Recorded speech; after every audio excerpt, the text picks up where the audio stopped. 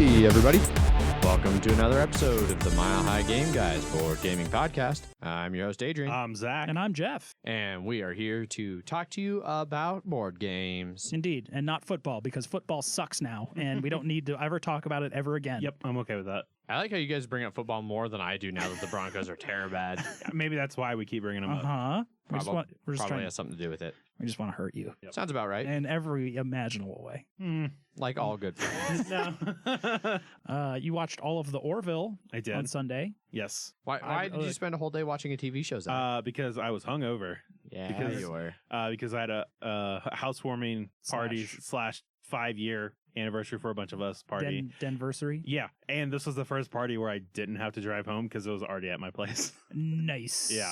So I was there till 2 a.m. Yes, you were. Well, we were watching YouTube shit. We just watched YouTube videos for like 3 hours. Mm-hmm. Yeah. I got there around 6 and I think headed out sometime between 11 and midnight.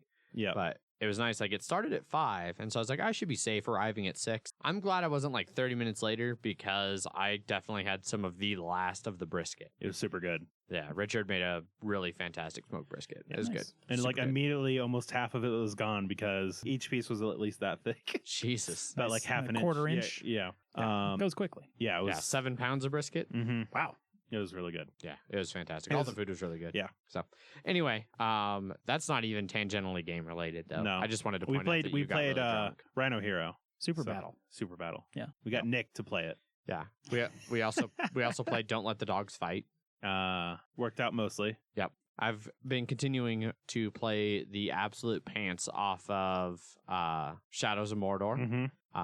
I have made all of the orcs my Prisoners with jobs? prisoners with jobs. Yeah, I've mind controlled all of them. They're branded, is Yep. what the game calls. I want to just say And then I it's more tell like them- prisoners with jobs. Yes. Yeah, and then I just tell them to do things, and they're like an orc, and, And then they do it Yeah, they do it. Cool. with no sort of compensation in there at all. No. Because they know they have to. Yeah. Or I'll kill them. Yeah. Mm-hmm. But it's real good. I'm enjoying it. I really liked that game like 2.5 years ago when it came Mhm. out. Yeah. It makes me really want to get Shadows of War, especially because they continually, like at the load screen on PC, have a little banner where they're like, Shadows of War with revamped, expanded Nemesis system and Yep. ally system. Yeah, I'll get to that one really. I'd say wait for a sale. Yeah. I liked it. I sort of got through the first part and the second part, and then I was like, Are you still tallying in Shadows of War? Yeah. Okay. Yep. I wasn't sure if he, found his way to peace at Nope. the end of Shadows of Mordor. Sure didn't. Nope. Good to know. The exact opposite, actually. Yes. Yeah. Good Right on. times. Good times. I've been playing a lot of Blood Bowl 2 on the PC. Yeah. I played like 12 matches yesterday. You convinced somebody to start playing that the other day on Twitter or Slack. It was somewhere. Slack. Yes. The one guy from the one show in Canada. It's on the radio and they can't Was it curse. Chad? Chad. I vaguely remember seeing somebody ask about Blood Bowl 2. I didn't recall who it was. Yes, but he joined our Slack Yes. because of that, and he was like, "Yes, please." And then we talked about it in Slack a whole bunch, and then I decided I'll just play online in a league, and then I played 12 matches like in a row all day, and it was a lot of fun. I think Nice. the odds are weird and off in Blood Bowl 2 though. Things went bad a lot more than they normally. Gotcha. I would get like a serious injury followed by dead, like on an apothecary reroll. And that happened in like 5. And I was like, geez, like I don't think I've had that happen once in like almost 3 seasons of like actual Blood Bowl. So Which one do you like more, that or Fumble? Fumble's a little snappier, a little Okay. faster. But Blood Bowl 2 has better graphics and stuff. It feels more Yeah. like a actual functioning game, whereas Fumble is is like sprites. somebody just made the bare minimum so they could play Blood Bowl online. yeah, Right. Okay. I think I like Fumble more though. Gotcha. Just I feel Fumble is a little more authentic. Okay. Where I think Blood Bowl 2 has some mechanics behind the screen that you can't really tell what's going on. I feel like that's a lot of their games, the Games Workshop one, the actual Yeah. game part, Yeah. the video game parts. Like it shows all the die rolls, Right. but like there's still like, I don't know if those die rolls are as random as they should be. Gotcha. Yeah. Okay. What about board games? Board games, actually, No, I have one more video game. one Okay. more. One more. And it's one we haven't talked about in a while. It's Murder Island. Murder Island. Yeah, I played Murder Island. Oh, you played Murder Island. Because I got a text from my friend that was like, so I just installed PUBG. And I'm like, when are you going to be on? And he's like, in the next 10 or 15 minutes, I was middle of working. I was like, fuck you, Lyft, turning you off, driving back home. I was right by the airport too. And I was like, yeah, fuck it, going right home. So this was he played this, like, I played the second game with him. And this was Eric was with us. Okay. And so they added a new gun, or since I'd played Mini 14. It's a 20 Mini, what ammo does it use? It's 5.56. 5.56. Yes, it's a sniper rifle. That But uses it's a semi-auto magazine fed. Yes. Okay. It's very reminiscent of the bar from like Battlefield. The BAR. Yeah, the BAR. Yeah. Especially in the noise it makes when you reload and stuff like that. Okay. That ting sort of sound. Okay. Yeah. Anyway, I killed 6 people that. Except the ting is from the Emperor. Yes. Oh, my bad. Yep. Anyway. Okay. It's been a while since I mean, I could talk guns too. No. So the circle was shrinking down to the military island, and we were racing. We were racing the circle, and unfortunately, where the safe zone was right at the edge of the bridge, like at the edge of the island's bridge. Mm-hmm. So there were people camping there while we were driving across the bridge, and my friend ended up getting shot and falling down. And then Out of the car, and both of us are like, "Sorry, Ryan, see you later, bye." And we end up making our way into the apartments on the military island, and we didn't see anybody still, and there were still like 20 people left, and it was shrinking down slower and slower, and then or smaller and smaller rather. Mm-hmm. And we ended up getting close to one of the satellite outpost things with the radar dishes. Oh, yeah. And there's one that is nearby, like this sort of mound, there's a hole where they dug up something and then like the dirt. Okay. And so excavation site of some sort. And so we were going by the mound of dirt, and they shot Eric. And then I was like he does. Yeah, and so he gets shot. He gets shot, and so then I turn the corner to see them, and I have the Mini 14 with just a red dot. I'd never found a scope. Of course. And I kill 3 of them because they were hanging over there, and I was just bam, bam, bam, headshot. And it was so I pull him up, and literally, like, I see, like, we're right next to where the circle's about to start shrinking from, and I'm like, You're right next to the blue barrier. Yeah, right next to the blue barrier, and I'm just like, luckily it was on the shorter end side, so it was going to move as fast. But I was like, all right, I'm raising up. It's going to take, like, you have 6 seconds until I finish raising you up, 8 seconds until this thing starts moving. So move your fucking ass. Yeah. And so we end up going into like one of those 2-car garages that they have on the, and garage shed things. The garage shed things with no walls. Yes, exactly. And the circle stops because it is the absolute minimum. And there are 6 people still alive. Oh wow! You got to the it no longer shrinks. Yeah, it no longer shrunk. I always thought it kept shrinking. No, at one point it's just it gets to as small as it can be. There are still 6 people alive, and we didn't see any of the other 4 people. And so both Eric and I are like, God damn it! It's gonna be a 4-person team versus us. I'm like, oh shit. Yeah. And so I hear rustling. Like Eric hears rustling behind him. I hear Jimmy's? What? Rustling Jimmy's? Yes, exactly. I hear rustling behind me, and then I'm like, you know what? Fuck it. So I go around this corner, and then I don't see anybody. And then I'm like, okay, I keep going slowly but slowly. And then there's this little alcove, and 2 people are hiding in there. And I'm like, fuck you, bam, bam, bam. And I kill them. Yeah. And I'm like, oh, fuck, there's another team then. There's another team at 2. Because this other one died immediately. And then right when that happened, I see Eric go, health just immediately shrink down. And then they kill him. And he's like, oh, fuck. And I'm like, all right, there are 2 in here somewhere. And so I start moving around. And right when I get to the door that had come out previously, both of them jump out and then shoot me dead. And I died. Womp womp. Yes, but I like that gun a lot. That was a long game. It was. Yeah. Yeah. It was fun. Lengthy. Yeah. I killed 6 people. I liked it. Nice. Yeah. I liked it. I liked killing those 6 people. Yeah, it was nice. It was nice how like I saw the light leave their eyes. Jesus. Our heads know that their family can't ever see them again. Yeah. So. Wow. Got dark in here in a hurry. It's like an eclipse or something. Our head brewer just started playing. I should play with him soon too. I kept seeing him play while I was playing Blood Bowl 2, and I'd be like, man, I should play Murder Island with him. And I was like, but I could just keep playing Blood Bowl 2. And then I did. Nice. All right. Well, now that we have sufficiently put off talking about board games long enough, maybe we Yeah. should talk about board games. We Sure, talked about yeah. Zach's housewarming thing I for mean, at we- least 90 seconds. Yeah. Well, we barely mentioned that Rhino Hero Super Battle was played. I'm just saying, once. a mention. It might as well be talking about the entire time. Clearly. Yeah. You know what we should talk about? What we're drinking. Yeah. We can talk about that 1st I'm drinking something slightly different than normal. I was gonna give some people some board games and then circle back around No, to no, what no, we're no, no. drinking. No one wants those. We're not about board games anymore. Just take the a board gaming podcast off this thing because that's barely what we are anymore. Right. Well, Game Guy is a podcast. Just Yeah, a podcast. yeah.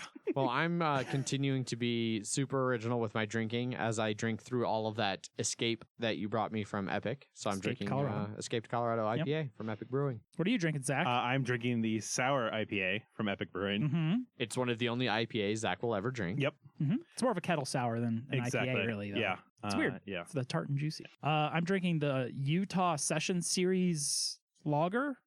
It's like the closest thing a craft beer company has made to like Coors. It's one of those fancy 3.2 beers, Gotcha. 4% alcohol. Because you can't sell anything more than that in Utah or something like It's got the same like Colorado laws. Okay. Where unless you buy it from like the ABC store in Utah, it's going to be 3.2. that. Gotcha. And I think even a lot of it is only 2 from the ABC store. State-owned liquor stores, hooray! Hello, North Carolina. You know my pain. Yeah. And water. I have water too. I have Yeah, I've got as a well. water behind me as well. I decided to get water. A try. What do you think of it? It's been 32 years. I figured I'd give water a try, see how that let's give it a works. shot. All these exotic chemicals I've been drinking and bathing in have kind of probably taken a toll on my lifespan. So No.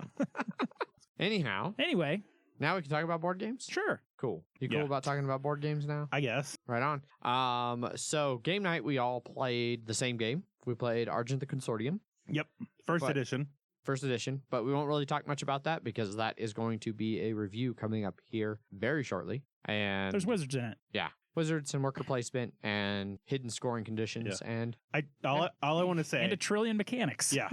All I want to say is I like the conceit of this game, that it's about a magic school, but you're just trying to become the president of it. And so to become the president, you just have to appease the board of directors, basically, which is what the consortium is. Yeah. Yep. And So- that's what all the hidden scoring is. You don't know what they want to see in a headmaster Yep. until the end of the game. You flip them all over. Like you have ways of finding out, Mhm. but Sometimes it's demons. yeah. That was all I played at game night. Yep. Did you guys play anything else at game night? No. No. It took up pretty much our entire time at Yeah. game night. Yeah. 'Cause But you we did play one thing before I got there because you Oh, were wrapping right. up something. Yeah. I don't know if you. No. Yeah. You I weren't. was not in on It was. but I played watched. Bang the Dice game with Ah, the that's old right. saloon. Yeah. Yeah. So what's Old Saloon add? So the only things we played with were the extra dice, and then I guess technically new rolls. But basically, it has like a aggressive die and then a cowardly die. I forget what their actual names are, but you can choose to use one of those instead of the regular die. Okay. The aggressive one gives you an option of shooting somebody twice, but you also have a chance of shooting yourself. But then you can re-roll it like the arrow die, Okay. or the arrow face. The defensive one you can have. Oh, also the aggressive one also has a double Gatling gun on it. Okay. So you just need to roll that and then one more Gatling in order to activate it, unless you're that person that rolls on 2. So, but the cowardly one adds 2 health Okay. as an option, and then it also adds a get rid of an arrow as an option. Okay. So, I was the sheriff, Yeah, I remember seeing that and walking up. I was my ability was, instead of taking damage, I could just take an arrow instead. Oh wow. So I did that. I did that a decent amount. I ended up 1-on-1 with the renegade, and then I think it was the renegade. It was either it was an outlaw, and then the outlaw killed me because I got more damage than I had health. Oh, So, okay. Yeah. Is that how you lose? Yes. Oh. Oh, Yeah. Thank you shit. for that very You're welcome. illuminating. Okay. You're look welcome. into how the game Yeah. plays. It was. Yeah. I still enjoy that game. Bang Dice is one of the few exceptions to my I don't understand why dice games are a thing. Like dice versions of existing games. Like there's almost no example where I'm like, I could play this or I could play the dice game. Like, but Bang the Dice is one of the few examples. I like Bang still better. It just takes In for theory, me but it takes way too long. I like the way Bang Dice game forces. does more to force you to actually fight other players. But yeah, it's a good game. What else did you play, Zach? Outside of because that was it for game night. So I anything haven't else over played the anything weekend? else. No. Yeah, I played more Pandemic Legacy. That's been going well. Yeah. I got in my first game of Pandemic as well. I want to talk about Pandemic Legacy so bad, but we not here. We won't. I'll just say that we have apparently we're having a tradition of win one, lose one, win one, lose one so far. So So far we've only got one game, and so far our tradition is lose. But I'm not sure if we've talked about it at all. Everyone that is playing Pandemic Legacy Season 2, play the prologue. Don't think you're good enough to fucking just hop right into the game. Play the friggin' prologue. Yep. Because there are like way new mechanics and strategies and characters, and just play the prologue, and maybe play the prologue like twice. Yeah, I was gonna say play it at least once, if not twice. We only played it once in ours. I think unless you're new to like the Pandemic system as a whole, then you only need to play it. Like, I don't know if something goes really wonky in it, like, and you'll know, like, you know, play a full game if you get super fucked early, then maybe do it. Or if you somehow get super lucky with your card draws and you win really early, you know, play through so that you could see how bad it. I've heard a lot of people saying that it was super easy, but I think every time I've seen people say that, they're playing 2-player. Mm-hmm.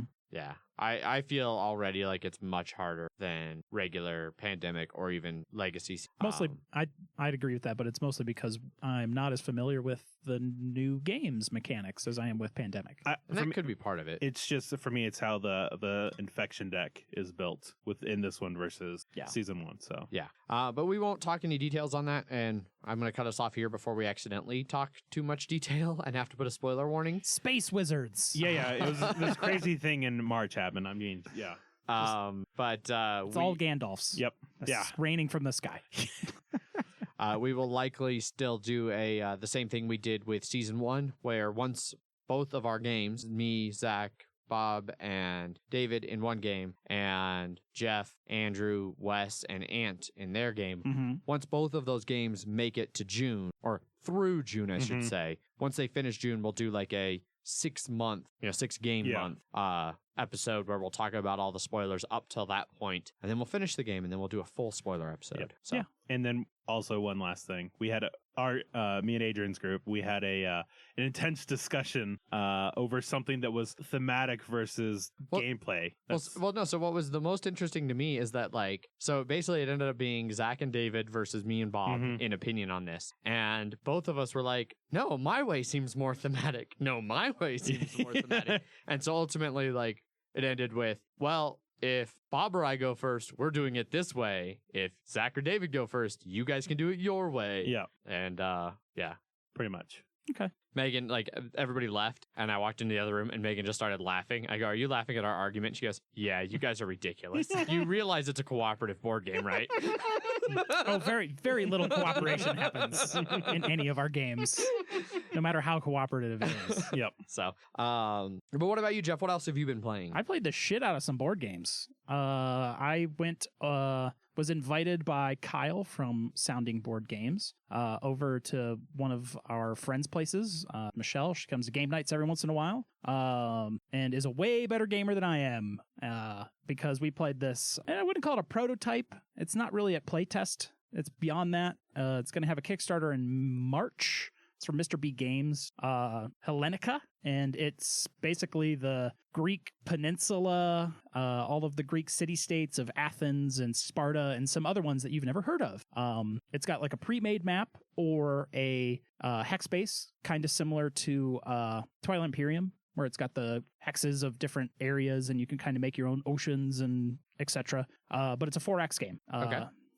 This game didn't have any minis. He had just gotten some like building minis for it, because there's like temples and barracks and docks and stables and wonders, and all the minis are super detailed. Like the market, you could see the little food on the tables in the market and stuff. And the BGG page has a lot of the final target look to it. I lost fucking hard.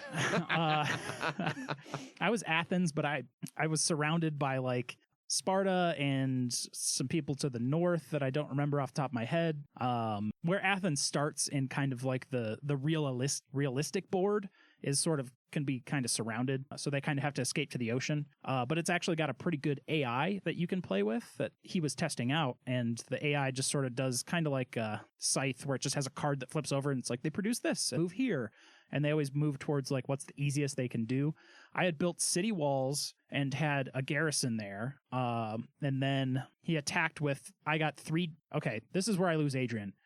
I had 3 dice and he had 1, and he rolled a 6. But if I rolled a 6, I'd be fine. I rolled 3 2s. I lost my last dude and lost the island. Oh, wow. Yeah. Yep, you're right. That's where you lost me. Yeah.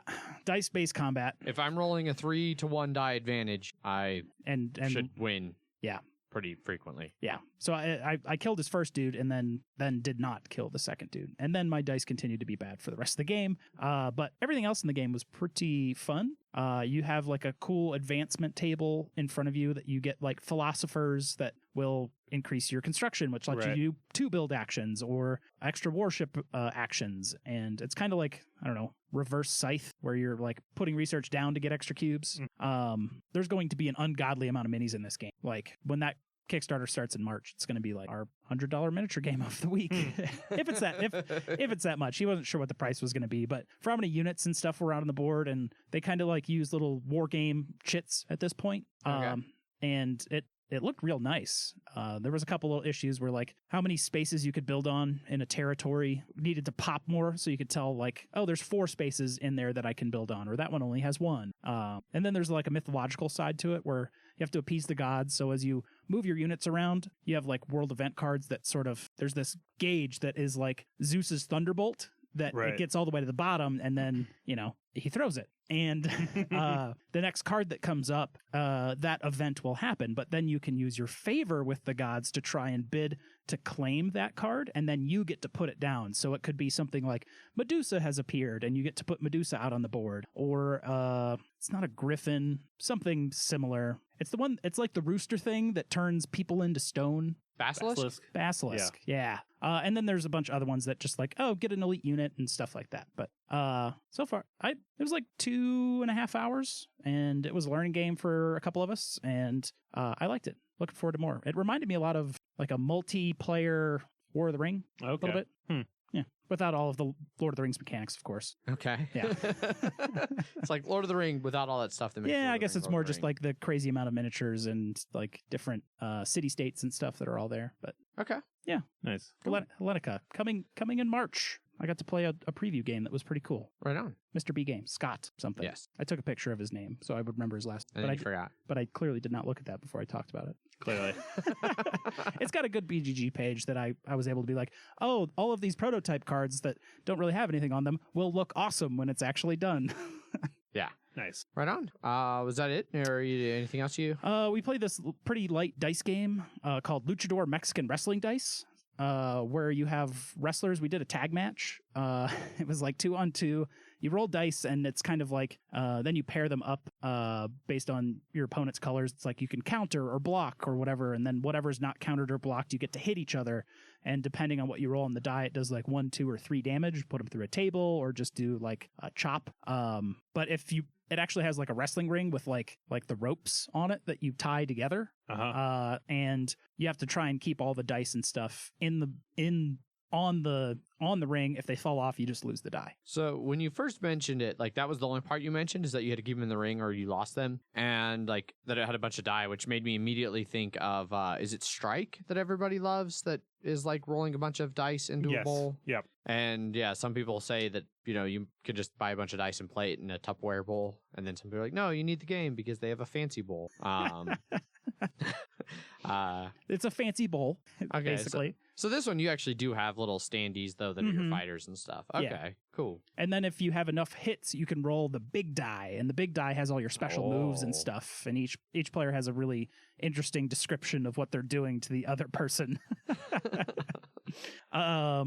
Yeah, it was a fun little goofy game. And then like when your health gets low enough, you can try for pin attempts, and then then you have to roll like 3 of the same on 4 dice. And then you if you get 3 of the same counter or block, then you'll kick out, and then it just goes on to the next one. But you get 3 chances to do that. 3 rerolls. It's like 1 reroll, 2 reroll, 3, you're out. Is it a full reroll or it can be full or partial. Oh, okay. Yeah. Cool. Yeah. That was a fun little game. I mean, like you said, you'll give any game 10 minutes, right? Yeah. That's all that game takes. I'll give. And then last up, I played Meeple War. Came out last year. It's like a 4.5x game. What's the extra half? There's no research. Well, I guess there's kind of research. So you mean 3.5? 3.5. Yeah. I was like, what did it add? Yeah, there's a little bit of development. You have like a home board. It's kind of a big grid that you start off with, and then you have like your home space, and then you can build 3 buildings, and it's basically building a pool of meeples and then spending a resource to move them all onto the board, and then they move around, and then they just have to hold areas on the board to get victory points. It's first to 6 victory points. But you can go and attack other people's buildings, or you can just camp out on certain spaces that let you move through forest. And that was another quick little 20-25 minute game. I liked that there's 4 different color meeples. All the meeples are different shapes. Oh. Which I thought was interesting. Like the yellow ones are different than the red ones, or yeah, so every single meeple is different? No, like the blue meeple looks like your classic meeple, but then there's like a horned red meeple and green like hands, claws or something meeples that are green. Gotcha. Yeah. Wait, the green meeples are green? The green meeples are like weird shapes. I don't know how to describe them because they were meeples that I had never seen before. Well, it's just funny because you said the green meeples have the weird arms, blah, blah, blah, blah, and they're green. And they're green. Wait, the green meeples are green? Anyhow, glad that joke went really well. Like all your jokes, Adrian. Mm-hmm. Hooray! Yep. Yeah, but as you can now see by this picture example, that they are. Oh, yes. They're indeed different shapes. I feel bad for the people that are blue. Because they're just regular meeples. Yeah, I'd probably play green if I was going to play meeples. I did. It'd be the exception. Like one's like a weird like triangle body. Yep. Looks like it's from the 80s. It's got really big shoulder pads. Yeah, big shoulder pad. That's what it is. Oh, boy. Yep. So I also played a pretty solid amount of games.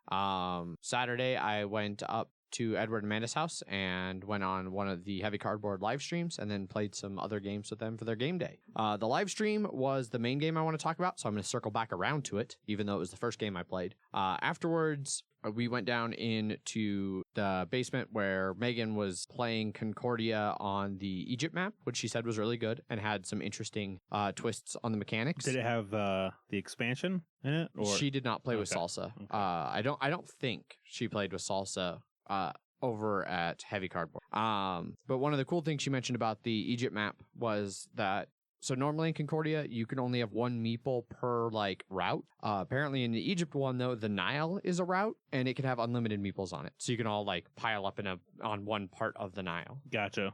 Because it's a big river and you can have multiple people. And then she also got to play Kalis, which both of those were her first time playing the Egypt map or Kalis, and the other people who were playing with her said that Kalis was one of the nicest games of Kalis had ever seen. So I haven't played Kalis, but I've been told that it's one that I would probably like. I've heard that Kalis is a legendary warrior of the Klingon race, so that's understandable. Okay. Sick Star Wars reference, bro. Yes. I'm glad you just complimented your own reference too, by the way. Uh-huh. Well, we weren't going to, so. Right.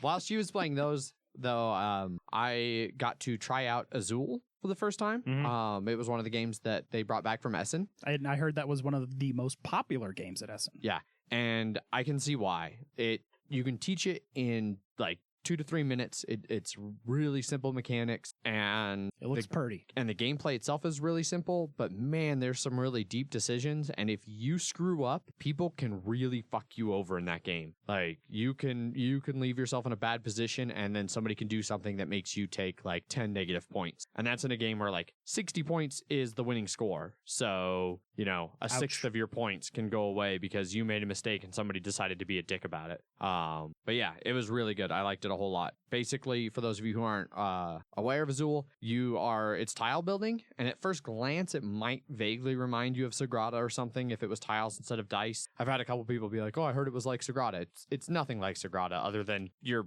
putting tiles together in kind of a colorful layout. In Sagrada, you're putting dice together in a colorful layout. The colorful layout is the only similar. On this one, you start each round with a number of circles that are factories based on the number of players. I don't know what the numbers match up to. I think there were like 7 in the 3-player game we were playing. And on each one of those factories, you start with 4 tiles randomly drawn from a bag. And then on your turn, you can take from any of those circles all of the tiles of one color. And then the remaining tiles go into the center. And you take the tiles that you took and you put them somewhere on your board. And your board's got this little like ascending amount of space on it. Like the first row has 1, second row has 2, 3, 4, all the way up to 5.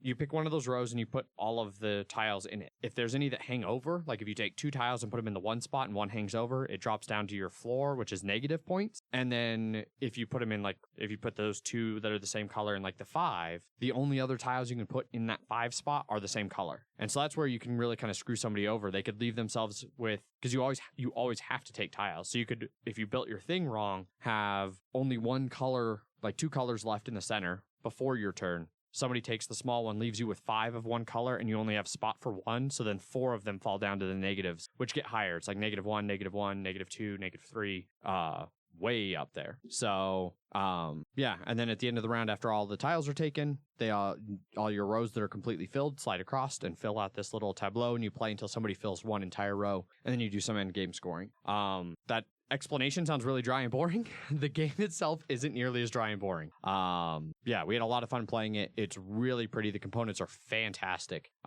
Really enjoyed it. I was pulling up pictures as you were talking about. Yeah, it's real pretty. Yeah, it's gorgeous. The other game I've got to play there was called Turren's Market, and it was a really weird, simple, like bidding auction game that came out at Essen, I guess, last year. It played in like, I don't know, 10, 15 minutes, but was really brutal. Like, it was hard to kind of wrap your head around the first time playing it, because it's one of those games, like the entire game is an auction basically. And then at the end of it, you're like, all right, well, we go through the list of goods and whoever has the most gets more money. And then at the very end of going through that final like accounting, whoever has the most money wins. And so the first time playing it, you have no idea the relative value of cards. So like some of those first bids were like ridiculous, and then it kind of settles in. So it's definitely one that you'd want to play it a few times. But I really enjoyed that. As for the main game I played, the game I really want to talk about, Sidereal Confluence. Did it for the live stream.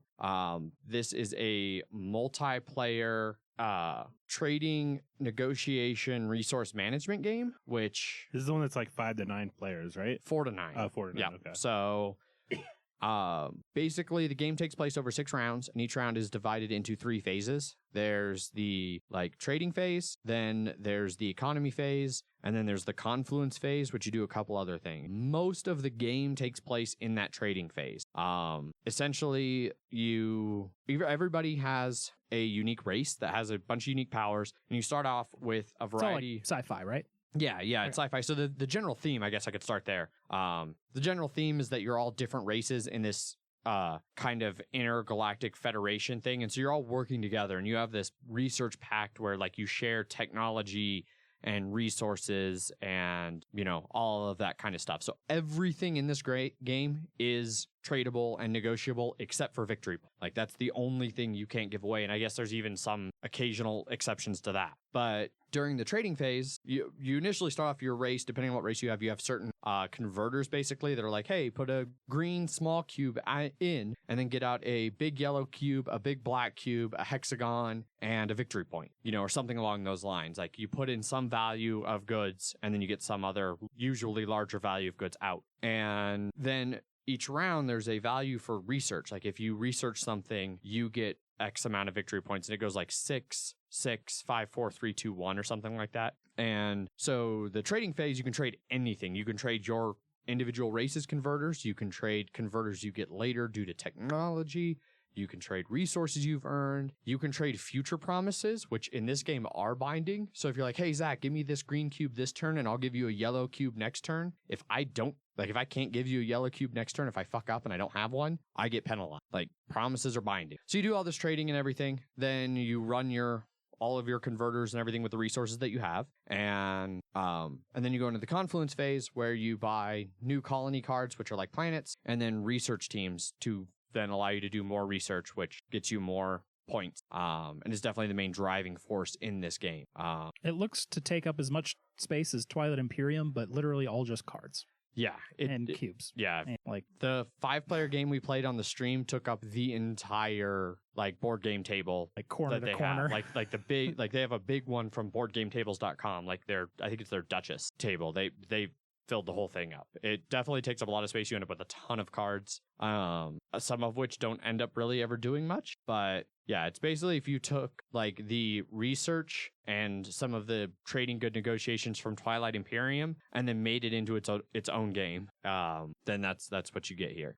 It was a bunch of fun. I really enjoyed it. I like trading and negotiation. I like resource management games, and yeah, it was big game. It's a lot of cards. yeah. How do you say it? Sidereal Confluence. Sidereal Confluence, trading and negotiation in the Elysian Quadrant. Yes. And the designer's name is Tausetti Dykman, which I love that his first name is Tausetti because that's also very space. Very true. But yeah, I enjoyed it a whole lot. I highly encourage you, if you're curious about the game, go check out the live stream. It's not the best live stream that I've ever done up at Heavy Cardboard because so much of the game is interacting with other players. There wasn't nearly as much interacting with chat and actually doing the live stream side of things. But the game itself was a whole lot of fun. Like, it doesn't make for a good stream to sit and watch, but it can give you can watch a little bit to get an idea of how the game's played and some of the interaction and decide if it'd be for you. Published by WizKids. Yes. Weird. Yep. But I really enjoyed it, and I want to now play it with most of our group. I think most everybody will do well with this. Like, our group likes that kind of trading and negotiation and bickering back and forth. Yeah, very true. One thing you can do to help move the game along is when we played, since it was 3 people's learning game, the first trading and negotiation phase we left untimed so people could kind of like have time to look through their cards and like figure things out and work out some trades. But then after that, we did a 10-minute timer for trading phase so that it doesn't just drag on forever and ever as like 3 people are done and then 2 people are bickering back and forth about like, oh, well, trade me this and for this. No. Okay, well, what about this for this? No. Well, what about this for that? It keeps it moving along, and it only plays over 6 rounds. So, most of it is in that trading and negotiation phase. Okay. So it could easily be a game if everybody knew it and has played it. You could easily knock it out in less than 2 hours. But I enjoyed it a whole lot. Really good game. Good times. Yep. And that was just Saturday. Sunday, I'm not going to talk much about either of these games because I've talked about them before. I played Concordia with the Salsa expansion, which was fantastic. And then Megan, Paul, and I played Paul's copy of Spirit Island. Spirit Island. Thank you, Jeff. Which we officially now need to up the difficulty, at least like when Paul and I play. Like, we both know the game well enough, and then Megan like picked a really good race, and the 3 of us, by the end of it, like there was no threat. Like, we were solidly crushing the island. Murdered that island, one would say. Yeah. Well, we defended the island from the, stupid bullshit imperialist invaders. Yeah, and you murdered all on that island. Yes. Okay. There was a lot of murder that occurred on that island. You're correct. It was an island of murder. So, yeah, that's what I played. So, big weekend, week of gaming for Jeff and I, not so much for Zach. Yep. But alrighty. Well, that wraps that up. Mm-hmm. For Bloody Minute. There was no me playing Blood Bowl that involved our league this week. However, I was sent a match report by David that I will read during said Bloody Minute. Bloody Minute match report. The weather was perfect for Blood Bowl as Radamal came into the Mile High Himeros Stadium. Radamal won the toss and chose to defend. The Himeros' first drive went as planned. Yermakis picked up the ball and ran down the sideline fairly unimpeded as Radamal failed to mount any real defense. Determined to tie the game back up in the first half, Radamal took the field after regrouping. Lars Urklik II in his first game, because the first one died, was so incensed by Yermakis' scoring that his first play of the drive resulted in smashing Yermakis so hard that he missed the rest of the game. Bruce Desecration made his best effort to get the ball into scoring position. Unfortunately, he was thwarted by the Himeros' perfect defense, and the first half ended 1-0 Himeros. Radamal received the ball to start what would be a very bloody second half. Starting off with a quick snap, Radamal made a strong initial effort, resulting in Poseidon being injured and taken out of the game by Puke Hammett. However, their push was stymied by the Himeros Minotaur, Nobody knocking out the Nurgle of the Beast. Nice. Yeah. Who would remain sidelined for the rest of the match. Oh, Minotaur taking out Beast and Nurgle. Not to be deterred, Puke Hammett continued his rampage and crushed Telemachus, who was immediately carted off to the apothecary, who tried valiantly to save his life, but sadly failed in their efforts. The Himeros rallied after seeing their fallen teammate and managed to knock the ball loose at the 50-yard line and started moving toward the Radamal end zone. In the scrum, Puke Hammett managed to injure an unnamed Himero beastman. However, the ball was moving closer towards the inevitable Himero victory. Radamal caught a lucky break and managed to knock the ball loose. In the last-ditch effort, Bruce Desecration scooped the ball up and heaved the ball to the journeyman rodder, Grave Murray.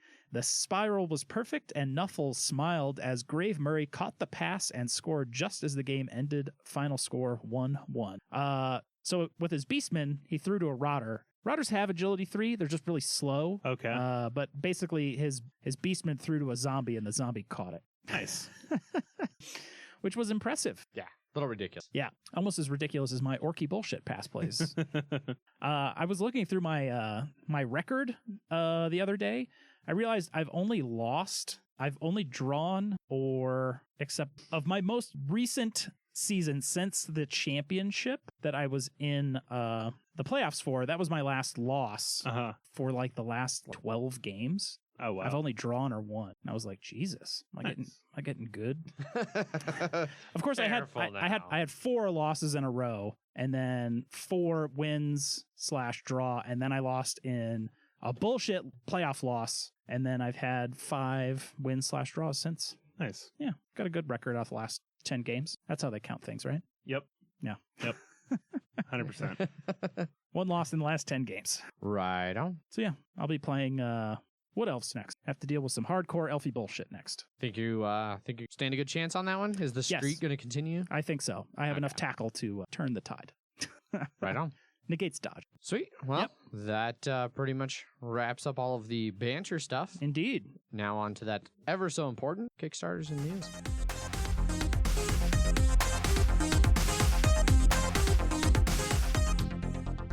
Kickstarters and news begins with news. Not a lot of news this week. Kind of at the top of the news. There's 2 cons going on this weekend, BGG Con and PAX Unplugged. PAX Unplugged's first ever. Yes. Yep. It's premiere.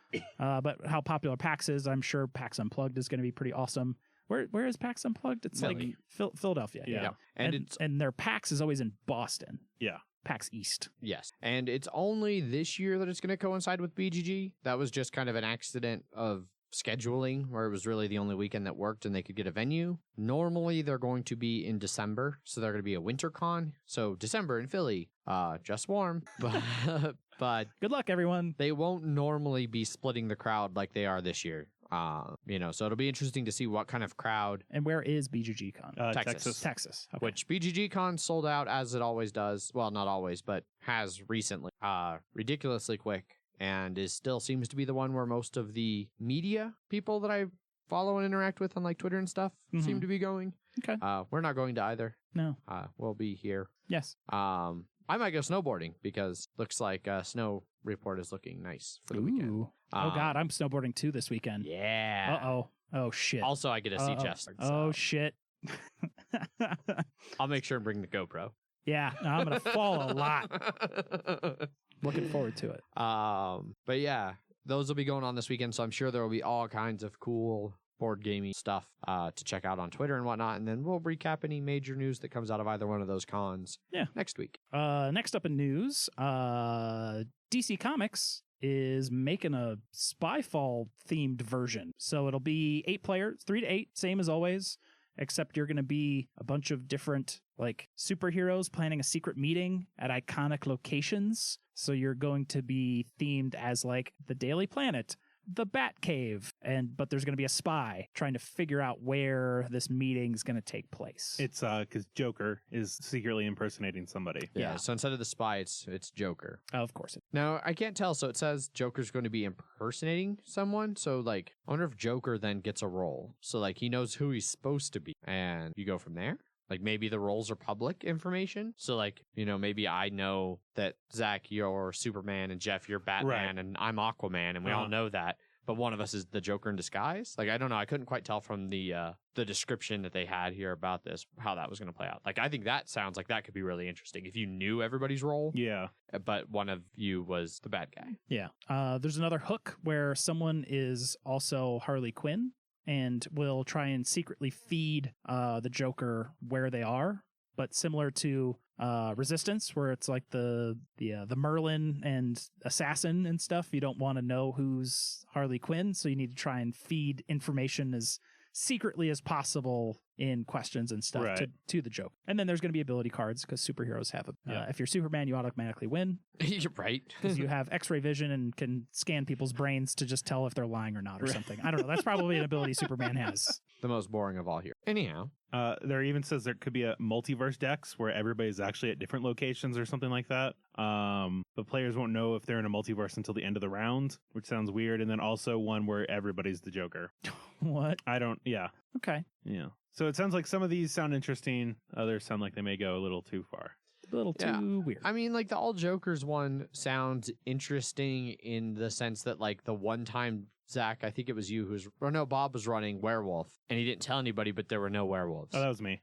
Oh, that was you who ran that? Yeah. And so something like that, like that really only works once because like if you try to do it again, somebody's like, wait a second, reminds me eerily of the time when there were no werewolves. Like no bodyguard is that good. You just have to remember exactly. Oh yeah, I guess just like no one dies over. No, it's it. For the way I did it was that I chose someone to randomly die the first time, and then that person chose who died each round. Oh, so you still had people dying off each round? Yeah. Okay. And that's still really interesting. Yeah. Because then everybody's like, I'm a good guy. Yeah, and they all are. Yeah, everyone's a good guy. Basically, they just had to figure out that there are no werewolves. They did though, didn't they? Near the end, yeah. Most everyone died. But I included the seer when I should not have. So like I would say the seer, but then nobody would open up their eyes. So okay, yeah. Okay. Anyway, next news. Next up on news, Asmodee Digital is releasing an adventure game in the Catan universe. Catan Stories, Legends of the Sea Robbers. Apparently Catan's a universe now. Like, is there like a story that has ever existed in this game in any way, shape, or form? I mean, if you have the app, very, very loose. Because the app has kind of a learning curve where it introduces some of the mechanics and like, especially the expansions. Okay. And it does that through like a very loose storyline where somebody's like, oh, I'm the minister and welcome new guy who's helping us run this island. I don't know if it's going to be, it's a text-based adventure game set in the Catan world. Once again, what the fuck? The world is whatever I make it out of those hexes. Yep. Another, I don't know. There's a Catan movie. There may as well be a Catan thematic Catan so this game. might tie into that, just trying to form some kind of coherent something to build a story around. I guess. I don't know. When's the next like Catan themed D&D campaign? Jesus. Make a whole universe out of it. Yeah. I don't know. It's getting off the rails a little bit. Just a smidge. Just, Catan 18XX. Oh God. No. And it's on the rails. We don't need that. It's all like hexes, it's mountains and sheep, and you have to ship them with your trains. That's how those games work, right? Yeah. Okay. 100%. All right. Not even a little bit. Next up. Don't listen to him. Don't listen to him. I'm going to believe... He's giving you fake news. I'm going to believe Zach on this one. Well, certainly not 18. Now, if we're talking Age of Steam, we're talking 18XX. But 18XX, there's no shipping goods. Yeah. All right. Yeah, there are. Well, at least not the one I've played. Yeah. I wouldn't be surprised if there isn't. Yeah, I've played every single one except the one you played, Adrian, and all of them are Shut up, shipping goods. Zach. Go to hell. No, you don't play prototypes. It's true, I don't. Yeah, fucking Paul got his copy of 1889. It literally is like a white box, and then it has a piece of paper that looks like it was just glued on there. Taped to the front Yeah, taped to the front. Yeah, and I'm like, that is ridiculous. I think I've seen a box like that before, and I'm like, is that a prototype version that someone's like, no, that's the game. Yeah. Well, no, and if you're part of our Slack channel, which you should be if you listen to the show, Paul posted it on the Slack channel, and that was Zach's exact response. Yeah. He's like, wait.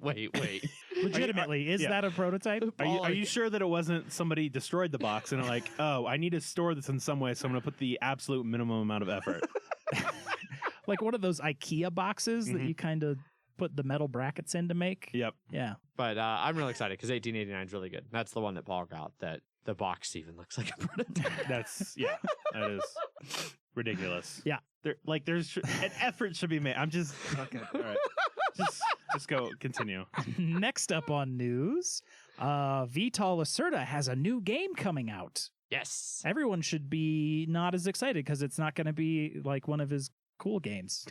Oh, I don't know about that. It's not a heavy Euro like we're used to from VTOL, but it still will probably be a pretty good game. It comes out Kickstarter in 2018, and it takes place 2 to 4 players. And essentially, you are all robbers who have committed a heist together, but now the police are closing in and you're all trying to get away. And so you can bribe the cops or you can distract them by trying to like send them after other players. And they're obviously going to be doing similar things back. And so you're each trying to like escape, but you can also influence very heavily where the cops move and everything. There's not a whole lot of information about like what the board's going to look like or how it's going to move around. He does describe it as a tactical game with no direct conflict, so that might lose some people like Zach or David. But it contains asymmetrical roles and set missions that players can achieve during the game while avoiding the police. And yeah, and everyone for themselves, whoever gets away with the most cash wins. Art's still by Tool, and it's with Eagle Griffin, so I'm sure the production quality is going to be excellent. Yeah, with probably like 2 things that are like really shitty, but then 2 minor little things, but otherwise it'll look great. Jesus. I have 2 quick notes and news. Okay. Necromunda comes out this Friday. Yeah, I heard that they were doing pre-orders for that. Pre-orders. I need to pre-order it. How much is it? I don't remember. Like I haven't looked at the store page. Ant already has it, of course. Of course. Yeah. I think it comes out it comes out Black Friday, which is crazy. He was like, oh, I have to go up in Snowboard, but do I want to come back down, grab it, and then go back up? Because he wanted to play it at the condo. And then the Thing Infection at Outpost 31 Deluxe Edition goes on sale tomorrow or yesterday if you're listening to this. On the day it comes out. I'm sure it will sell out immediately, but I will not be buying one because fuck paying $120 for a pin, some prints, and a fancy box cover in 2 minutes. I would make a jerking off motion, but it's not because it's not. Yeah.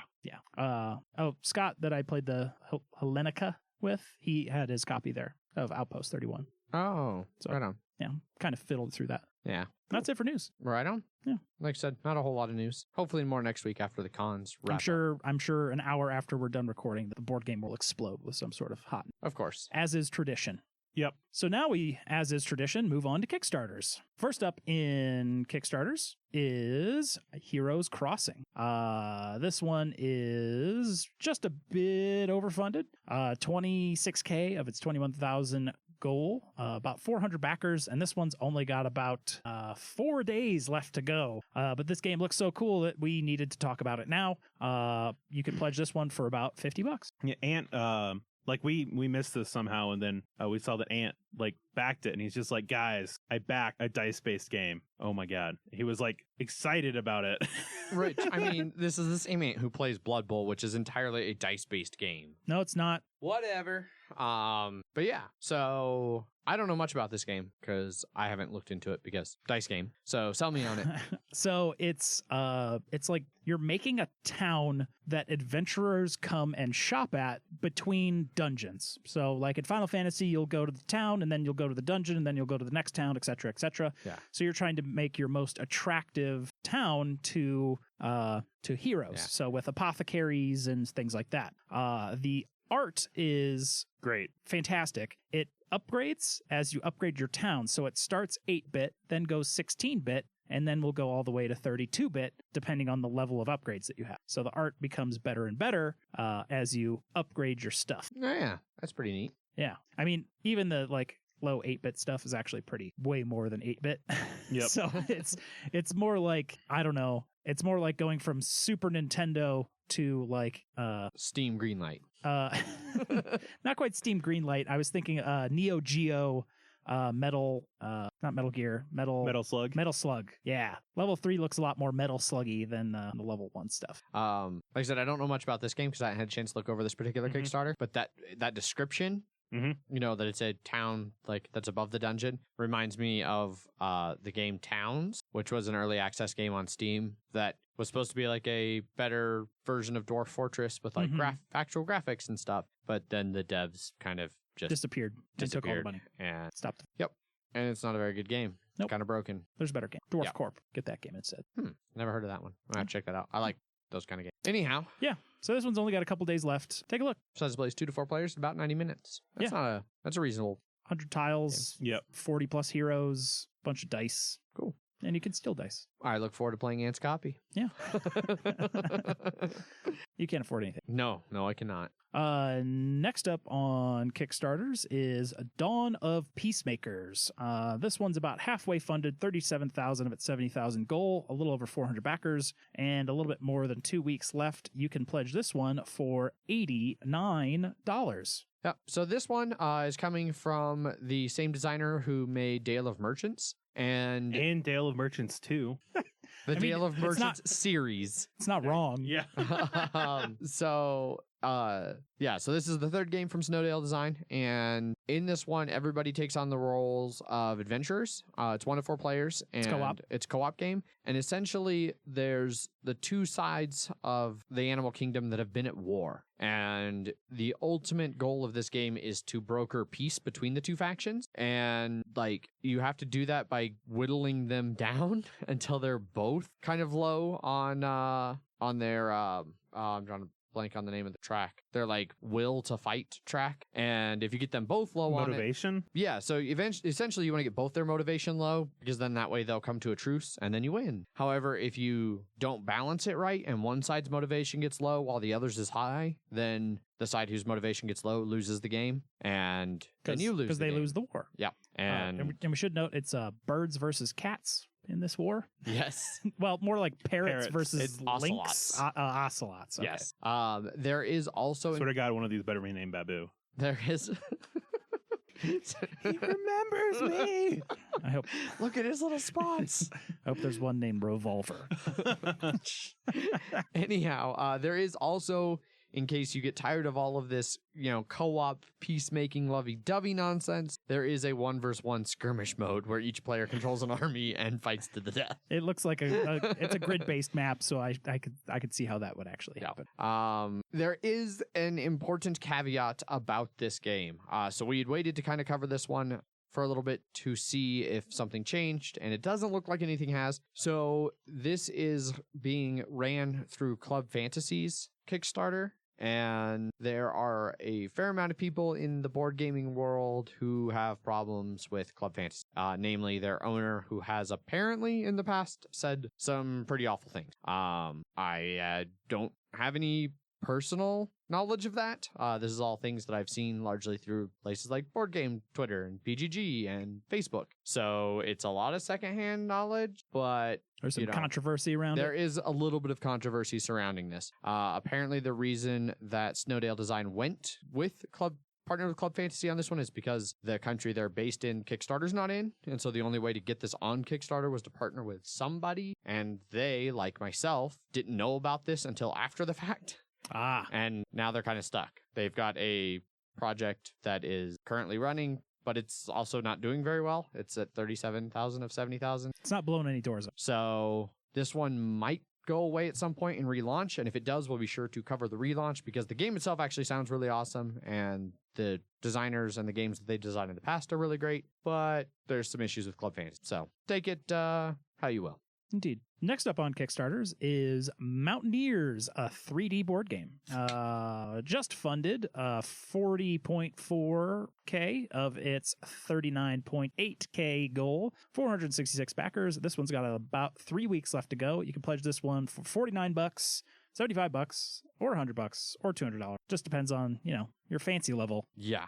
Which this game is fancy out the gate, because you have as the main 18-inch mountain in this game as the centerpiece for this game. Yeah. And so essentially everybody's going to be taking on the role of mountaineers, trying to climb all over this mountain. And note, I say climb all over it and not climb up it, because the goal of the game isn't to get to the first, isn't like to get to the top first or anything like that. It's not a race. Instead, you have route cards that specify certain routes that cross certain terrain and do certain things, and it's like score you points. The mountain's created as like a pegboard. Yes. And there's, like a cribbage board, I guess, sort of. Yeah. And so you can mark out as you go along your route, and then people can interfere with it and things like that. You can lock some of it down so that it can't be interfered with. There's weather cards and all kinds of things like that. It's supposed to be pretty, at least looking through things, like as somebody who has climbed mountains and rock climbs and does that kind of thing and is really into that, looks like they actually put some real work into making a board game about mountaineering, which is awesome because that's a theme that hasn't really been done. No.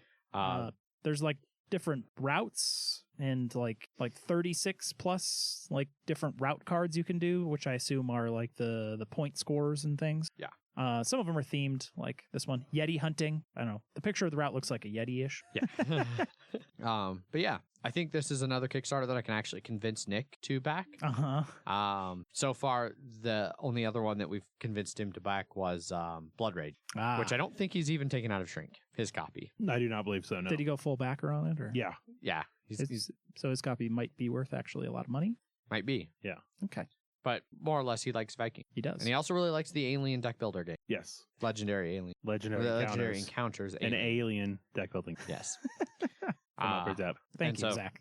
And so next we'll I get was him. confused until you threw that in. I figured as much. We'll get him to get Mountaineers. It's not the Mayfair one. So, and then I said all of these extra pledges because the like additional additions and stuff add a lot more to the game. 5-6 player expansions, more mountainsides. Some of them get kind of expensive, like, you know, component trays and crazy more.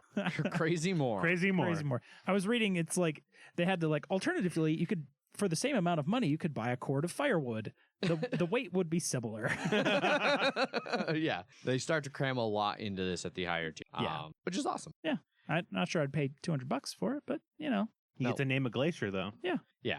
The $100 pledge level gets you the component trays, which fit in the box, and gets you wood bits and pieces. I probably wouldn't go any higher than that tier unless you just really want to name. So some people do. It's true. That's why they have kits. It's really just you just want to name something, and then that's you name the kid, and you're like, all right, now what? Yeah. It's like shit. But yeah, so that's Mountaineers. So go check that out if that sounds like something interesting. Because it's also real pretty. Yes. Next up on Kickstarters is Mars Open Tabletop Golf. Well funded, 11,700 of its $5,000 goal, 342 backers, and a little bit less than 2 weeks to go. You can pledge this one for a mere $24.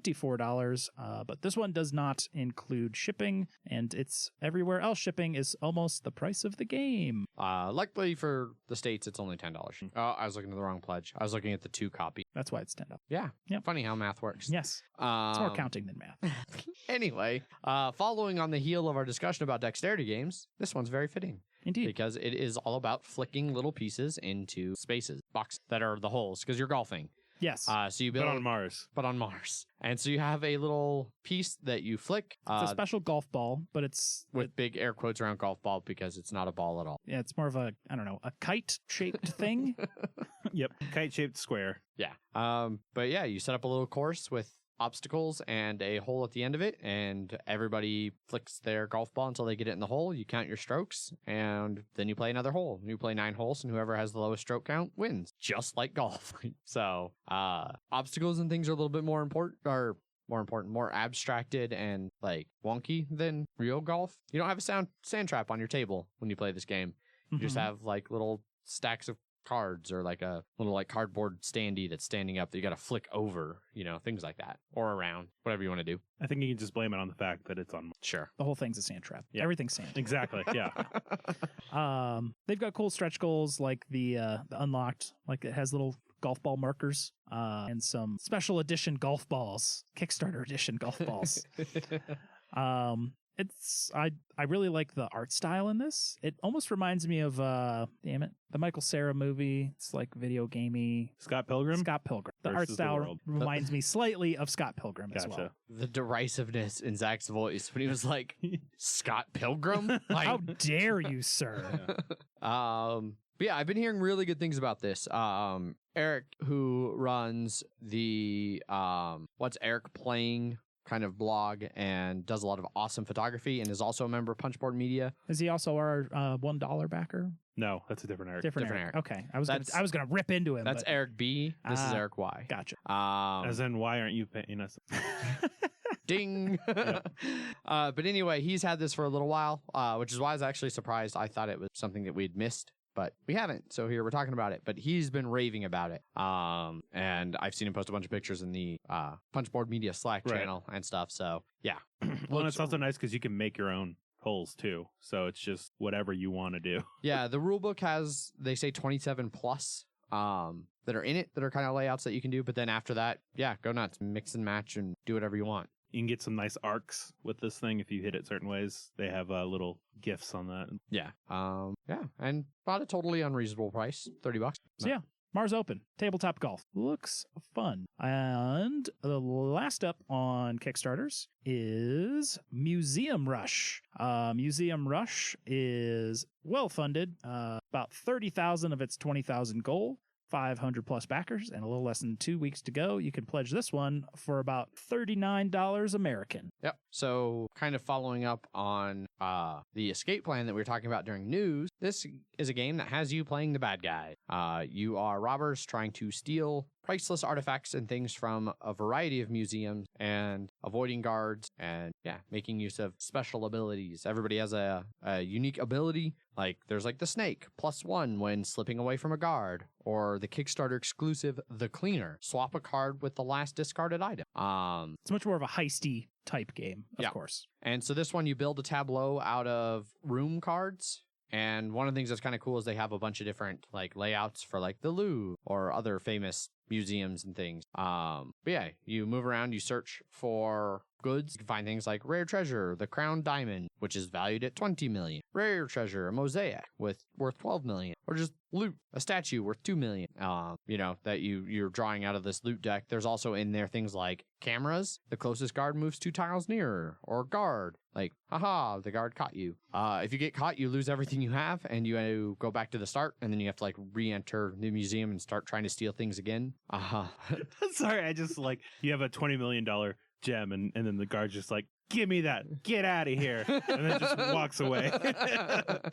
Yes. It seems like, at first glance, it sort of seems similar to Burgle Bros. Yeah. But the different layouts of the museums, that looks interesting. I like that, especially, which one is it? Like the Uffizi? Yeah, the Uffizi, where it's just a giant one lane square, more or less. So if you get caught in the wrong part of that, you're like, oh, fuck. Yeah. And then also, I like that there's an expansion that adds mummies, the Egyptian exhibit. That seems pretty cool, too. Yes. Also, I'm a big fan of the art, too. Yeah, the art looks cool. Yeah. I should mention, too, like in that search deck where you're searching for things, there are clock cards, and those are like the timer for the game. Like as you pull clock cards out, okay, then that's ultimately what ends the game. Gotcha. And this is cooperative, or is it no? Is it where? No. Okay, all right. No, you're trying to be the thief who steals the most, okay. much like Escape. But yeah, oh yeah, looks pretty interesting. I like the art style. It's kind of comedic and cartoony. We both said we did too. I know, and I'm just saying. The way you said it, you're just like, all right, well, don't worry about these other guys. I like the art style. Mm-hmm. That's what it sounded like. No, I like the art style. As somebody who doesn't typically care about art styles, because I like 18xx. Mm-hmm. It's definitely cartoony, but it's fun. I like it. So would you like it better if it was just made out of paper? Correct. Yes. Pencil paper. Yeah. I really want it to be hand scrawled on a stack of note cards. There you go. But yeah, that is Museum Rush. Mm-hmm. And that's it for Kickstarters. Right on. Well, I think that brings us to Jeff's favorite part of the episode, which is a packed part of the episode tonight. Emails at milehighgameguys.com. We got a bunch of emails. One of them, everybody already heard.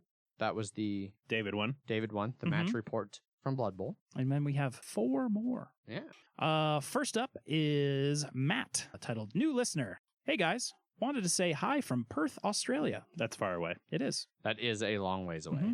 My mom will be staying there soon. No, Sydney, not Perth. Perth isn't Sydney. No, it's actually on the other side of Australia. And I was going to say it was going to be staying in Australia, but not specifically Perth. Yeah. Right near the Opera House. Yeah.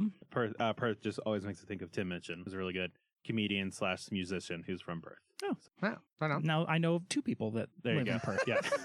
Well, he doesn't live there anymore. He lives in London now. Oh, okay. Yeah. Now I know someone that lives there and someone that used to live there. There you I just started to listen to your podcast recently, and I'm only up to episode 10. I'm sorry you started at 0. And just go to 60 because 10's bullshit now. Yeah. It's out of date. We didn't know ourselves. But I think you guys are hilarious. So much, though, that I've stopped listening to any other podcast on my drives for work. I'm sorry. You're probably learning a lot less now. Yeah. All those history podcasts, done. Hopefully, I will be up to date soon. Oh, and damn you, Ant, for getting me keen on Blood Bowl again. We don't have the numbers over here to have a tournament, but I'm very jealous of that fact. Thanks again, guys. Matt. That's why you should just buy Blood Bowl 2 and play in our Kill League on Blood Bowl 2. I was going to say, yeah, jump online and play with everybody. Yeah. Also, it'll be interesting to see. I had this in my brain like in the middle of the email and then I forgot it. Now it's coming back to me. It'll be interesting to see, Matt, if you are also like Ant in that he thinks we were funnier back at the beginning when we were more rambly and less structured and had no idea what the fuck we were doing. So it'll be interesting to see that progression. Yeah. Mm-hmm. Well, I'm sure earlier, like, they can hear us better now. So they're like, oh, that's what they're saying? Oh. Before it was like one of those things where you heard what you wanted to hear. Exactly, yeah. Now you're just Yeah. like, fuck those guys. Yeah. You had to fill in the blanks. Yeah. Yeah. But we've gotten so many comments about how good our audio quality is that, we're probably not too bad. Yeah. Yeah. I'm happy with it. Yes. Next up in emails Context for this next one, though. is context. So this one's from Andrew. And last week we were talking about roads and boats. Correct. And Paul mentioned the expansion. Yes. And he wrote and cetera. And I was reading it. I was like, it is called and cetera. And then Adrian goes, no, it's supposed to be et cetera. And then so it's like, oh, roads and boats, etc. And like, that makes sense. And then we looked it up later, and it is the ampersand, cetera. Yes. So cetera. Yeah, so it's roads and boats and cetera. Yes. So Andrew is the full name when you add the Yes. expansion. So that's the context for this email because the title starts off. fucking Splotter. Great title.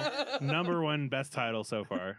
The title definitely leads into the first sentence. Yes. Fucking Splotter doesn't fucking understand fucking language. And cetera? What the fuck? It's stupidly redundant. That's literally et cetera, and others. That's all the ampersand is. It's just medieval monks getting too lazy and just smashing the letters etc., etc. together, and it comes out like an ampersand. And it gets worse. The name ampersand is redundant too. It used to be the 27th letter of the alphabet, but they couldn't just end the fucking alphabet XYZ and, because people like the dipshits at Splotter would just be standing there slack-jawed looking like, and what? So they had to be precise. So the English alphabet used to be now. Yeah, it's definitely a typo. Yeah, definitely. So typo. speaking of, fucking people not understanding fucking language. So the English alphabet used to end XYZ and by itself and. Except they didn't, because that would be too fucking easy for the stupid people out there. So the assholes in charge of the English language back then, apparently those existed, the same ones that gave us shit rules as don't split an infinitive and don't end a sentence with a preposition because they wanted to make English more like the perfect language of Latin, decided to translate half of that into Latin. They made part of the English fucking alphabet Latin. How fucking stupid is that? So it actually ended XYZ and per se and. But the idiots they were teaching the alphabet to. But the idiots they were teaching this alphabet Jeff to. was one of them apparently. But the idiots they were teaching this alphabet to didn't know Latin and kept mumbling. And after a century or so, it just came out ampersand. So either the stupid game is named and others, or it's named and by itself and others. Either way, it's a stupid name. Ampersand, exclamation point, caret, asterisk, @ hashtag, $, Andrew. Great email. So it is one of those things, like I do think it provides a little bit of interesting context that I don't know if Andrew had when he heard about the expansion, that it's roads and boats and etc. Which all I hear is defenses. Yeah. coming as he shrugs silently in front of his I mean, microphone. I like Splatter. I got to stand up for him. Plus, they're not native English speakers. I've met Jorgen. You know, and Well, like maybe he knows more of Latin than we the do. people who made the English language came up with a bunch of bullshit in the English language. I clearly learned a lot about the English language in that email. Another school lesson from Andrew there. Indeed. Am per se and percent. The name of my favorite monkey in a comic book. Why the Last Man? Okay. Next email comes from Lance. Catching up. Various notes in no order. I know I'm missing some comments, but here's the current list. He has a list. So he's just going through and just making notes as he listens. Anyone going to BGG Con? I'm lucky enough to be attending. No. Yeah, unfortunately not. Does Adrian play fantasy football? If so, I'd like to have further discussion without boring the main podcast. So, You would be boring the main podcast. Correct. So that is correct. I do not currently play fantasy football. I would potentially be interested in playing again if I found the right group and there was open space. However, the last time I played fantasy football, I played 2 seasons. The first season, I did very well. I had a team that was 80% Denver Broncos players. The year that Manning and the Broncos offense set like every fucking offensive record the Broncos ever have. And we made it all the way to the Super Bowl and then got raffle stomped by the Seahawks. Yep. Also that year, I dominated the entire regular season and then made it into the postseason of fantasy football, which for those of you who don't play fantasy football, the first, like the season is like weeks 1 through like 12 of the NFL season. And then the playoffs are like the last few weeks, or it's actually more like 1 through 15, and then the last 2 weeks of the playoff weeks. But those were the 2 weeks that the Broncos rested all their starters. And so all of my main team that had dominated my league were on the bench in real football, and so had terrible stats the last 2 weeks, and I got raffle stomped in the playoffs of my fantasy football league. Just the like they next did year in the Super Bowl. Yeah, it was a preview of what was to come in the Super Bowl. The next year, I was like, okay, well, clearly that was a mistake. I need to do better. But the problem is, I really only follow the Broncos. So when I started trying to draft other players at other positions, Just all Bears players. yeah, I proceeded to just, I think I won one entire game that second fantasy football season. And then I went, well, this isn't any fun. I quit. Yeah, basically, just if you do it with Adrian, then it'll just be however well the Broncos do, that's how well he will do. Well, it depends on whether I draft all Broncos players or I don't. But yeah, so I do not, to answer the question, play fantasy. Sudden brilliant idea. There's a question mark. There's a in question between. mark right after brilliant. Sudden brilliant idea.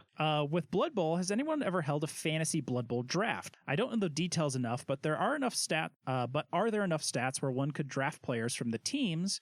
That seems like it would bring more interest into the league in a whole new way from people not even involved in the league. I think this could be awesome. I also think it could be awesome, but it would take way too much like stat tracking for things to be like statistically meaningful enough to be able to fantasy draft stuff without it being basic enough or too basic to where only like the main like star player points per game thing matters, because the star player points don't really come out of star players. They come out of possibly a random dude murdering another dude just because it rolled well. Yeah. You could get stats out of like Fumble, and Blood Bowl 2 do keep very detailed stats, and there are systems in our league page where we can track down like how many spaces did this fucking dude move this game. But in an actual like physical one, it would be way too hard to keep track of all those stats. But in the digital versions, possibly. The other issue I see with it is typically when you play Blood Bowl, you have like the dwarf team, and your team is all dwarves or like people who are dwarf adjacent, you know, or you have undead and then undead adjacent. Yeah. If you start drafting from all over the place, then you have a really hodgepodge weird team. Is there anybody who plays hodgepodge weird teams in Blood Bowl? I don't know. There are ways to do that in where you can draft from other teams and stuff, but it would be more of like a fantasy draft of like Fantasy football. like fantasy draft, football draft, But for Blood Bowl. So exactly what he's asking about. Yeah. Yeah, that's what he's saying. That's what he's been talking about. So it would be picking like players from different teams and different positions and stuff like that. So the answer to his question is yes. That's a thing that you can do. There's no current thing. No, you could, but it'd be a lot of work. But all the points you get every week 'cause from stats and stuff are too random. But there are the rules to support a hodgepodge mixed teams if you did a fantasy. I mean, kinda. Okay. But but you wouldn't be playing a game with those hodgepodge things. You'd just be getting points based on how well those players did, just like fantasy football. Yes. Oh, never mind. Okay, I see what you mean. Yes. That's what we were trying to get into your brain. Yeah. Fucking thick skulls. There is a game where you can draft from different races to make a team based on positions, but that is something completely different than fantasy. Correct. Fantasy Blood Bowl. Never mind. Sorry, I've been drinking. It's fine. Anyhow, Anyhow, next point.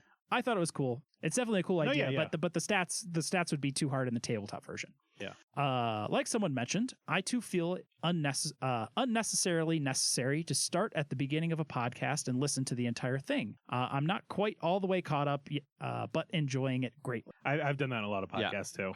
I typically, when I do a new podcast, I listen to like 2 or 3 of their most recent episodes just to kind of get a feel for like, is this something I'm willing to invest time in? And it's like, okay, cool. I like where the show's at. Then I jump back to the beginning. I'm like, okay, I want to like have all of that inside jokes that have been built up over the life of a podcast. And I'd say probably 50-50. I jump back and I go, holy shit, this is way different than what they've become. Let me skip ahead until it's comfortable. And then half the time it's like, oh, cool. All right, I can handle this. Audio quality's not quite there. You know, they're clearly getting used to things, the growing pains we went through. And then, you know, eventually I get caught up. The audio quality is a strong reason I will continue to enjoy your podcast. Thank you. Thank you. Glad to hear the audio quality's working. Hooray. Right. At least something. Yeah. You're right. Even better, you have an excellent rapport. Is that rapport mostly just ripping into Adrian at all correct. times? It's a great, Okay, it's a great rapport. I'm old and clean, air quotes. You can hear them. Yeah. I personally don't need cursing. I'm also zero offended by it. Be careful talking it up. The talking it up might get tired. Or it might not. Just a consideration. Curse along.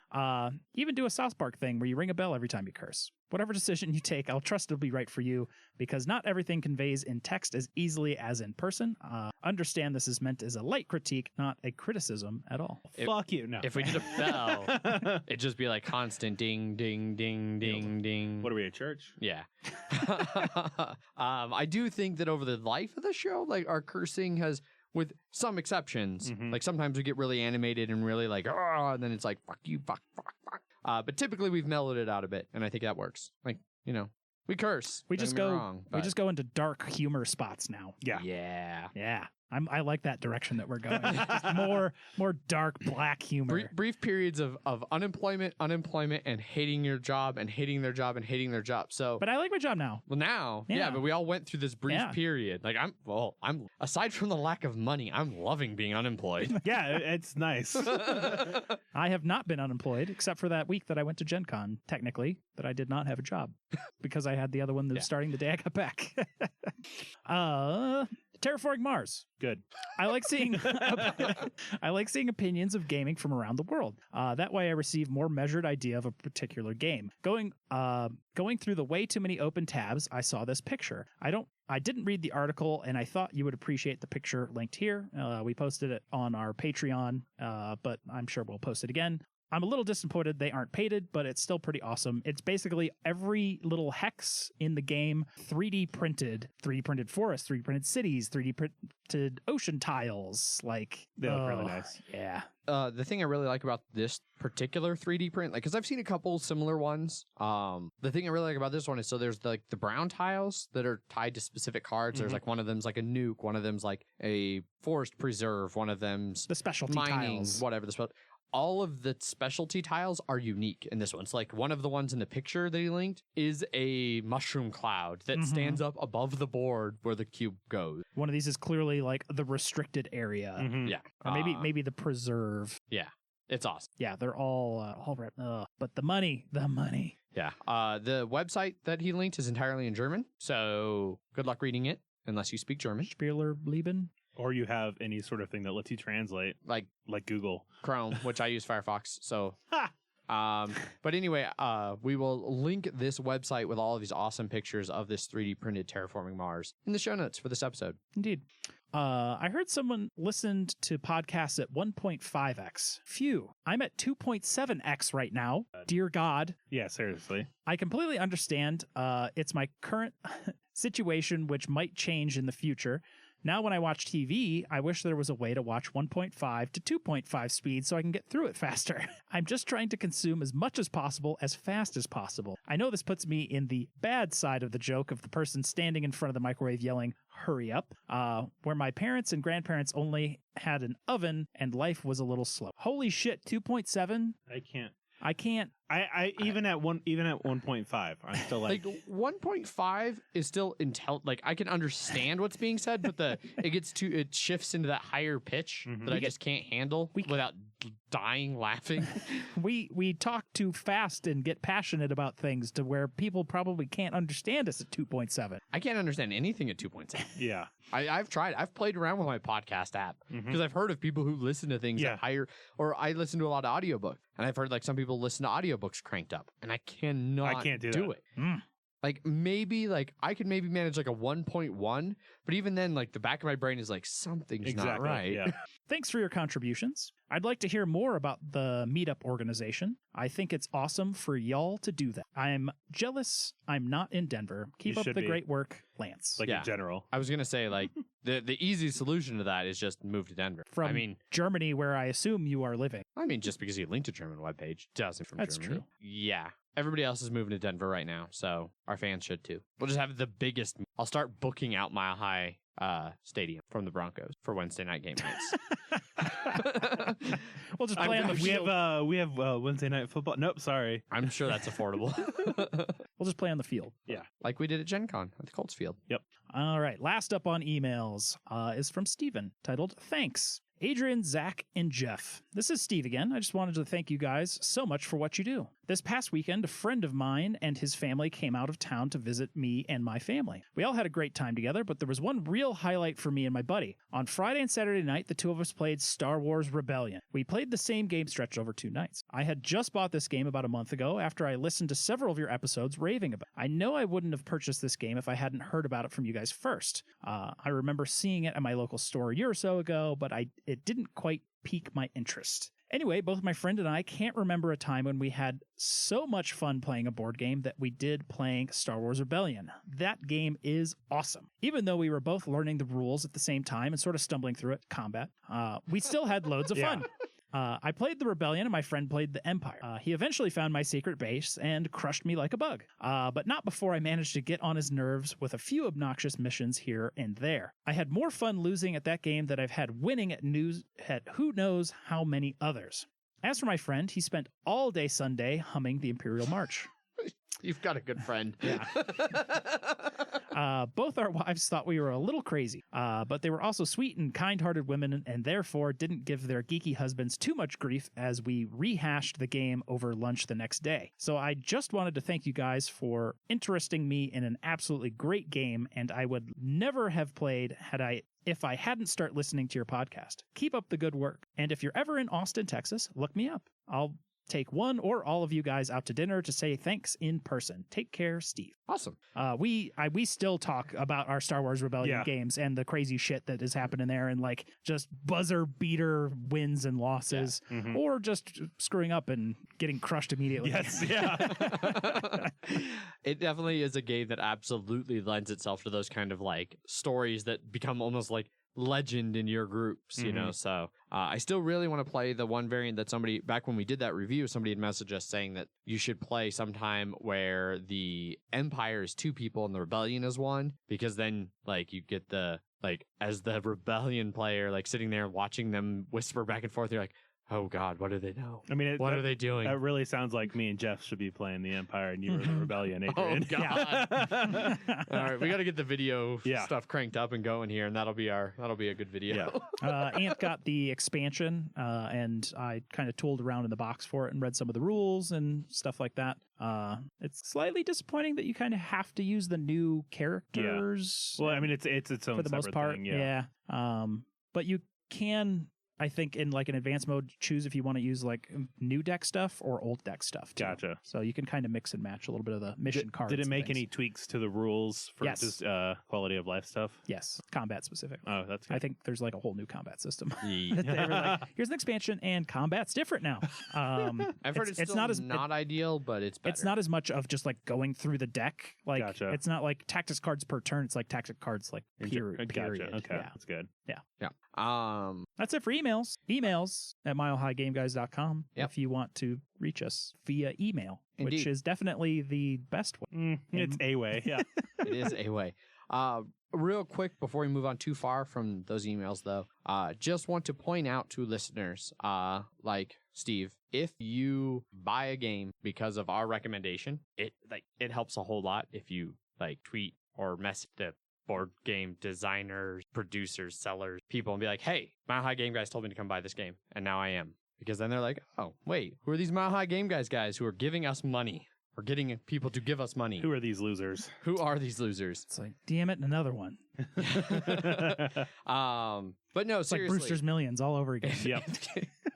Why do you keep giving me money? But no, seriously, if we influence you to the point where you're actually making a purchase because of our recommendation, it does help us a whole bunch if you pass that along to the people you're purchasing the game like from, or even more importantly, like the company that makes the game you're buying. If they know that we're sending people their way, they're more likely to send us awesome stuff and help us out, which then helps us help you. And it becomes this awesome little cycle of Because we helping get each other. access to cool designers and can talk to them about their cool games. So, in addition to emails, we have, I believe, a comment or two from some past BGG threads. Yes. Don't we, Zach? So we have one from last week. It's not about the actual exit games. It was just about our banter episode. Yep. So this is from Daniel. Funny how Zach and Adrian both didn't like Ethnos and went through 3 minutes of talking about why it isn't a good game. And then Jeff comments about how it's rated high and that it's inexpensive, and then says that he's looking forward to playing it. Haha, I guess Jeff isn't swayed by Zach or Adrian's opinion. My game group loves Ethnos because they're lighter gamers. I like it. Not because if I force my group to play heavier games, they won't have a good time. Yes, it has a lot of luck, and it doesn't have direct combat like Blood Rage, but my friends will play it and enjoy it, and it has more strategy than Codenames or Sushi Go, which are the other options on the table. Do the people you play with ever influence your opinion on a game?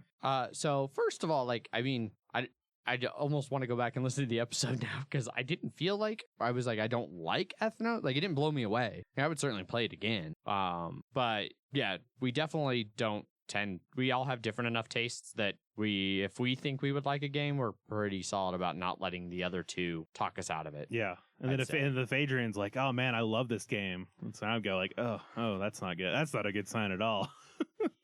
There are exceptions, clearly. Terraforming Mars. Yes, yeah.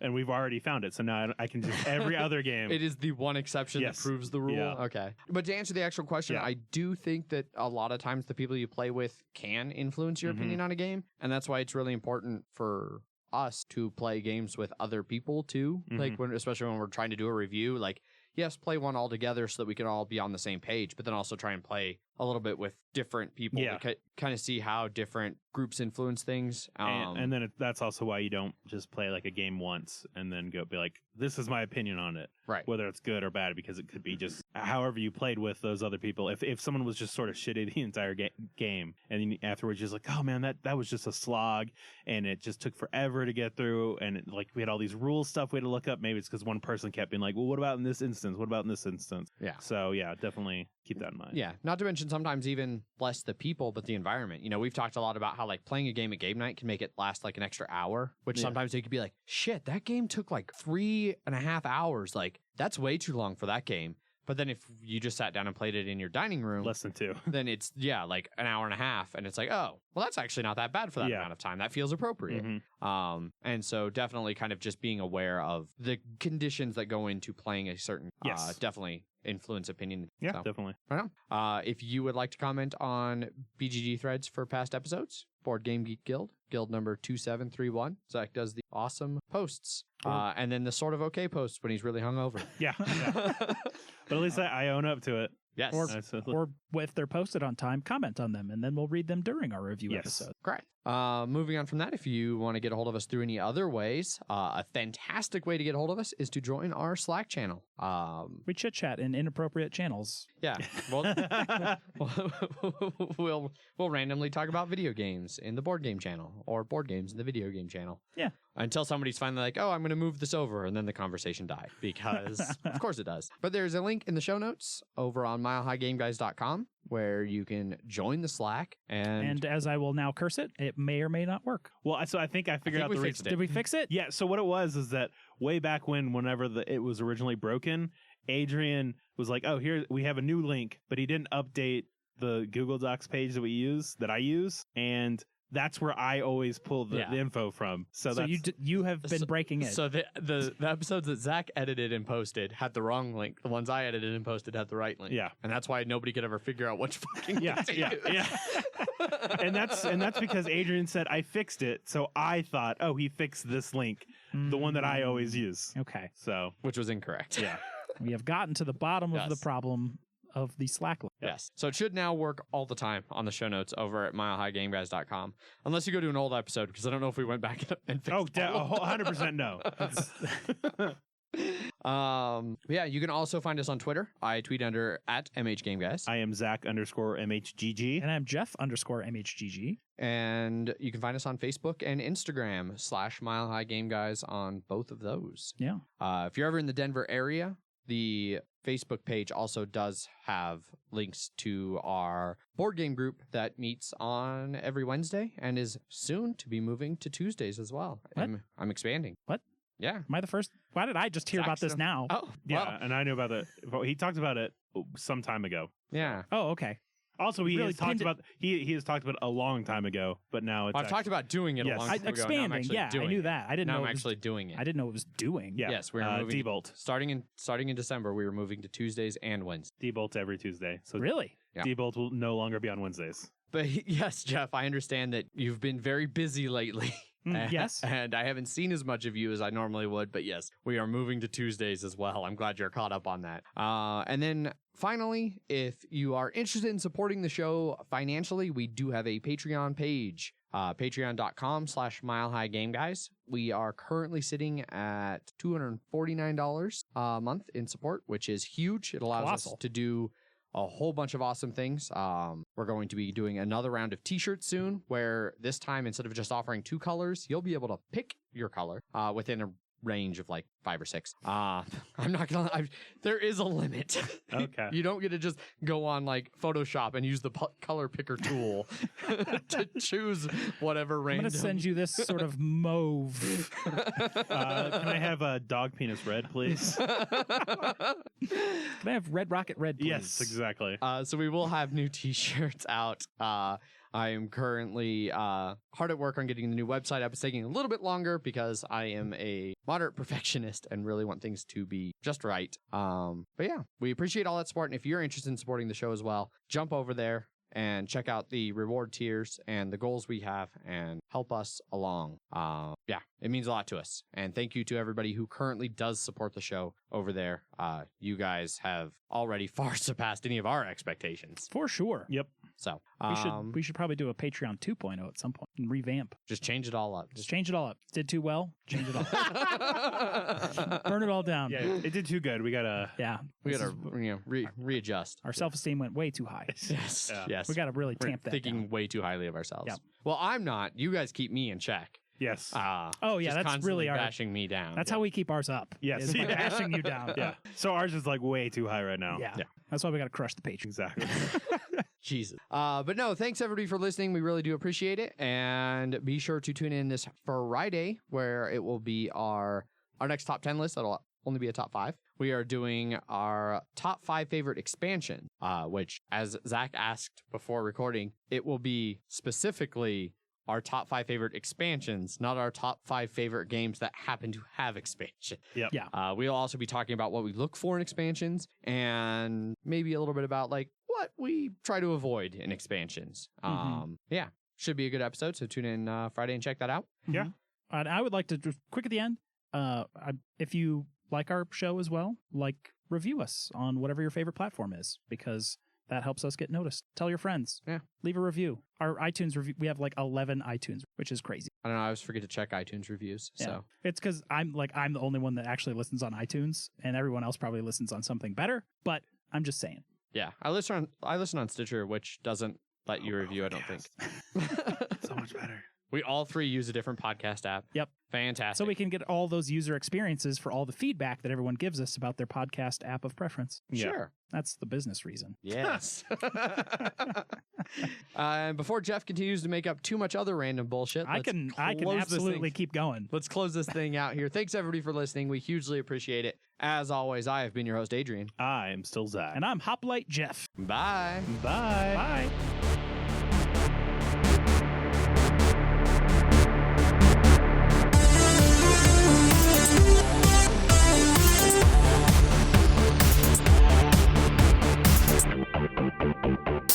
Don't cut on there. Okay. Shut up, Zach.